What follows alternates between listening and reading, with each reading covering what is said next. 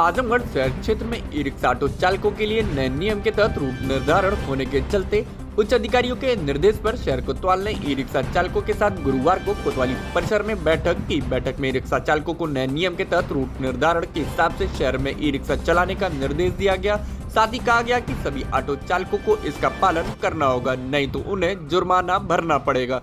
E rickshaw चालक पूरे कपड़े पहनकर ही अपना वाहन चलाएं। यदि किसी यात्री का कोई भी सामान उनकी गाड़ी में छूट जाता है तो उसे संबंधित थाने या चौकी पर जमा कर दें। यदि कोई ई रिक्शा ऑटो चालक शराब या अन्य मादक पदार्थ का सेवन कर गाड़ी चलाता पाया गया तो उसके विरुद्ध सख्त कार्रवाई की जाएगी।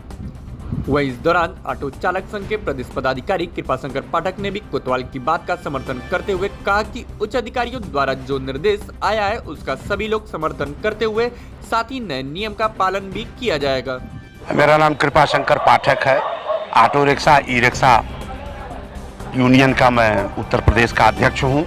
आज इंस्पेक्टर कोतवाली महोदय ने अपने बड़े अधिकारियों के दिशा निर्देश के आधार पर आज ऑटो चालकों की, ई रिक्शा चालकों की एक बैठक बुलाई, जिसमें उन्होंने यह निर्देश दिया कि जो इनका रूट निर्धारित है ई रिक्शा का, ऑटो रिक्शा का, वह अपने रूट से चलें तथा जो इनका, जैसे कुछ लोग चड्डी बंडी पर चलाते हैं, ये कतई ऐसा ना हो और कम से कम अपने कपड़े ठीक ठाक से रखें।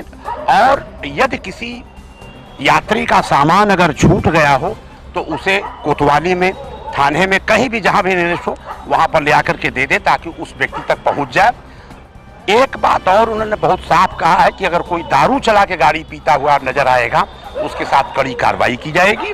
तथा यह भी उन्होंने साफ तौर पर कहा कि जो चालक हैं वो बाजा बजाते हैं और फूहड़ गाने बजाते हैं, यदि ऐसा कहीं सुनने में आएगा तो उनके भी विरुद्ध कार्रवाई होगी।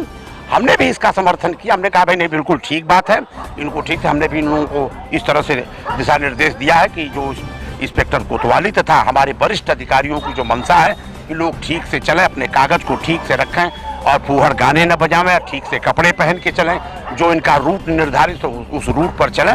मैं भी इससे सहमत होती हूँ। लोगों को यह दिशा निर्देश जो इन्होंने दिया उसका अनुपालन करने के लिए इन लोगों को बड़ी कड़ाई से मैंने कहा है।